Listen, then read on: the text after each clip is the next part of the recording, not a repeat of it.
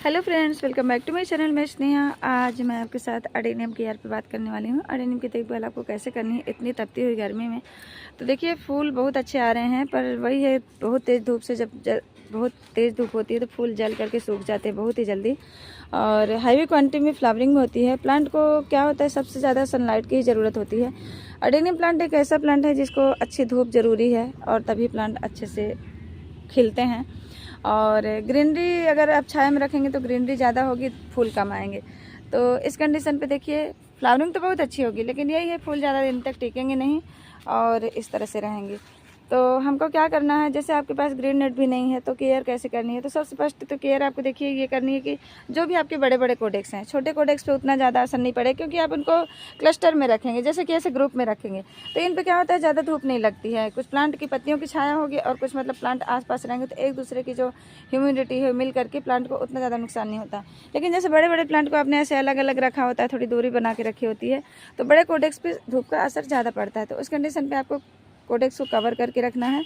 और कोई सा भी कपड़ा आप ले सकते हैं, कॉटन के ले सकते हैं। मेरे पास देखिए कॉटन के कुछ कपड़े मैंने फाड़े, और बहुत सारे प्लांट हैं, तो ये मैंने ब्लैंकेट हैं जो ऐसे पतले ही हैं, ज़्यादा मोटे वाले ब्लैंकेट नहीं हैं ये, तो इनको मैंने कट करके टुकड़े टुकड़े इनको लगा दिया है।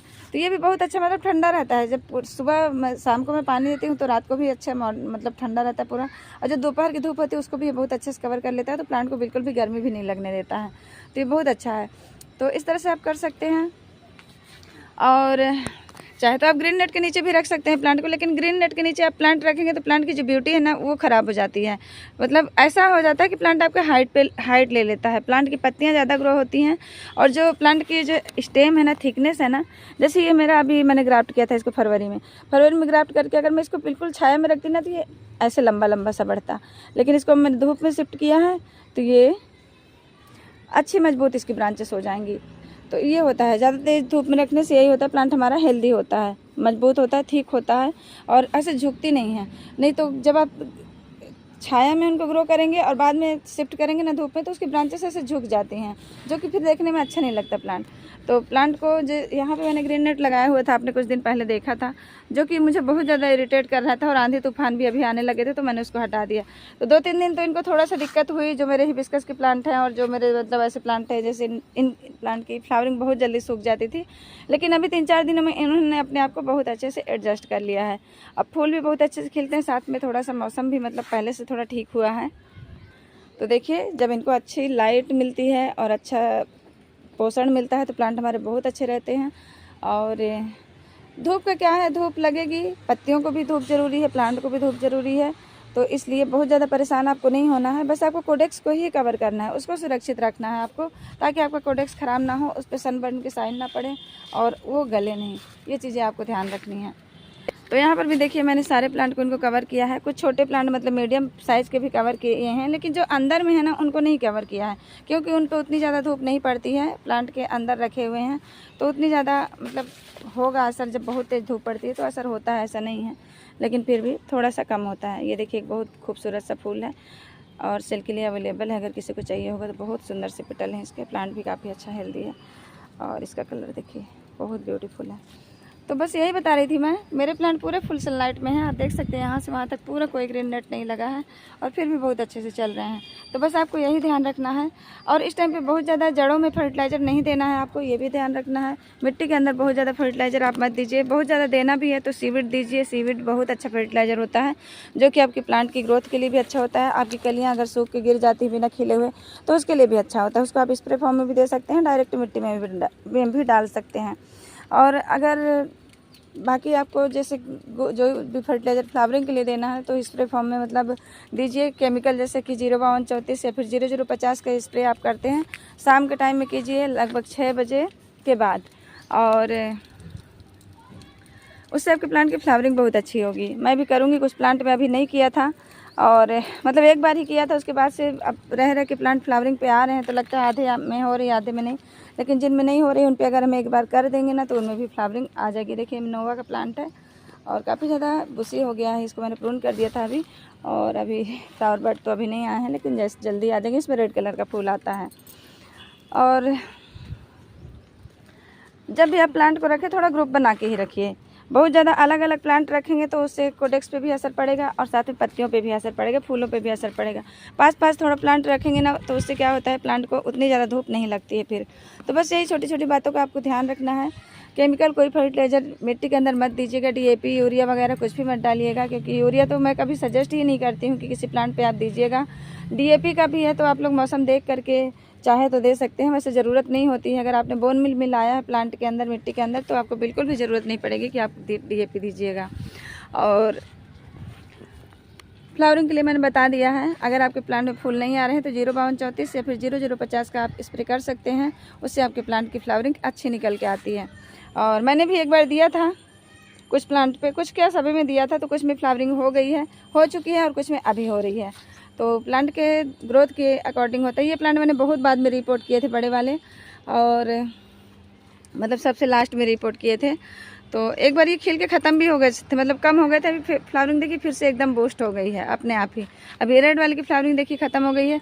जब भी इनके फूल सूख जाती है, जो सूखे हुए पार्ट होते हैं, इनको आप प्लांट से हटा लीजिए, नहीं तो क्या होता है, बारिश भी कभी कभी पड़ जाती है ना, तो ये सड़ करके इसी के अंदर ब्रांच को भी गला सकते हैं। इसलिए आपको ये चीज़ भी ध्यान रखना है।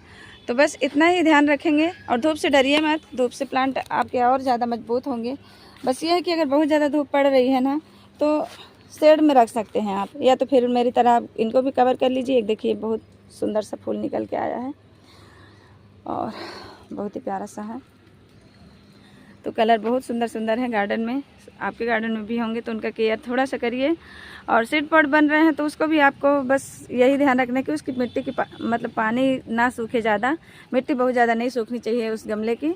और नहीं तो ज़्यादा सूखेगा तो क्या होगा, फिर आपका जो सीड पॉट है वो सूख करके ख़राब हो जाएगा, ज़्यादा मिट्टी सूखेगी तो। ये चीज़ आप ध्यान रख सकते हैं। और पानी की बात करें अगर, तो पानी आप शाम को दीजिए, अच्छे से भर के प्लांट को पानी दीजिए, पूरा ऊपर से नहला के पानी दे सकते हैं, मैं तो वही करती हूँ। और जैसे आपको लगता है कि फूल ख़राब हो जाएंगे तो आप सिर्फ गमले में ही पानी दीजिए, वो भी सही है। मैं तो अच्छे से मतलब थोड़ा नहला के दे देती हूँ, ताकि इनकी जो धूल मिट्टी है वो भी साफ़ हो जाती है और प्लांट हमारे देखने में भी सुंदर लगते हैं। तो बस मेरा वही पर्पस रहता है। और मैं आपको नहीं सजेस्ट करूँगी कि आप बिल्कुल ऊपर से रोज़ भर के पानी दीजिए। गमले की मिट्टी में मॉइस्चर बना के रखिए इस टाइम पे, और क्योंकि इतनी तेज़ धूप होती है तो पानी भी ज़रूरत पड़ता है। लेकिन हाँ, चेक करके दीजिएगा। ये नहीं कि आपने सूखा देखा ऊपर में तो भर दिया पानी, नीचे भी थोड़ी सूखी होनी चाहिए मिट्टी अंदर तक भी, तभी आप पानी दीजिएगा। नहीं तो इस टाइम पे प्लांट भी थोड़े ज़्यादा ख़राब हो जाते हैं कभी कभी इन्हीं गलतियों की वजह से। तो यहाँ के देखिए प्लांट, ये भी फुल सनलाइट में ही रहते हैं। इधर थोड़ा सा मैं ग्रीन नेट सकुलेंट के लिए कवर करती हूँ, तो इस साइड पे थोड़ी सी छाया आ जाती है। बाकी यहाँ पे देखिए, और फ्लावरिंग कुछ प्लांट मैं 3rd फ्लोर से भी उठा के लाई हूँ। कल मेरा एक DHA का प्लांट है, मेरी कैट ने पूरा ख़राब कर दिया। उसके लिए थोड़ा सा क्या बहुत ज़्यादा अफसोस है, क्योंकि उसका पूरा शेप बिगड़ गया है। ये देखिए पूरी ब्रांचेस इसकी टूट गई हैं, और ये अब आगे ग्रो कर पाएगा कि नहीं इस साइड पे, पर क्या बोलें, कूद गया है कोई बच्चा इसके ऊपर। और इधर देखिए ये भी फ्लावरिंग बहुत अच्छी हो रही है। रूबी लव का प्लांट है, ये भी बहुत सुंदर है। और यहाँ पर देखिए एक कलर ये भी निकल के आया है, बहुत ब्यूटीफुल सा कलर है। तो अभी देखिए इसका फ्लावर बीच में बहुत छोटे छोटे आ रहे थे ना, लेकिन अब जो फूल आ रहे हैं काफ़ी बिग साइज़ के आ रहे हैं। और एक ये भी है, फर्स्ट फ्लावर इसका कैरामल की तरह है, और ये सेकंड मतलब दूसरे तीसरे दिन ऐसे फूल हो जाते हैं। तो इन पर भी अच्छी खासी धूप पड़ रही है। एक देखिए ये भी बहुत प्यारा सा फ्लावर है। और मैं ऐसे कोई बहुत ज़्यादा केयर नहीं करती हूँ, बस प्लांट की जो मिट्टी है ना, सबसे मेन वही है। मिट्टी आपने कैसे बनाई है उसी के हिसाब से प्लांट ग्रोथ करते हैं। और फर्टिलाइज़र तो शुरू में ही जो दे दिया तो दे दिया, बाद में बहुत ज़्यादा ऐसा कोई फर्टिलाइज़र भी मेरा यूज नहीं होता है। तो बस फ्रेंड्स, मिलते हैं नेक्स्ट वीडियो में नेक्स्ट टॉपिक के साथ। आप लोग भी अपने प्लांट का ध्यान रखिए। अगर फूल नहीं आ रहे हैं तो मैं सजेस्ट करती हूँ कि 05234 या फिर 0050 ज़रूर दीजिएगा। ये बहुत ब्यूटीफुल से फ्लावर है। और मेरे गार्डन में शायद ये मैंने रखा था सेलिंग के लिए, लेकिन ये प्लांट अब मैं सेल नहीं करूँगी। इसके दूसरे प्लांट हैं सेलिंग के लिए, अगर चाहिए होंगे कलर आपको। ये देखिए ये भी वैसे ही कलर है सेम, लेकिन अभी इसका फूल थोड़ा छोटा निकल के आया है। और एक फ्लावर ये भी देखिए न्यू खिला हुआ मेरे गार्डन का, फर्स्ट फ्लावर है इसका ये। तो बस मिलते हैं नेक्स्ट वीडियो में नेक्स्ट टॉपिक के साथ। तब तक के लिए बाय एंड हैप्पी गार्डनिंग।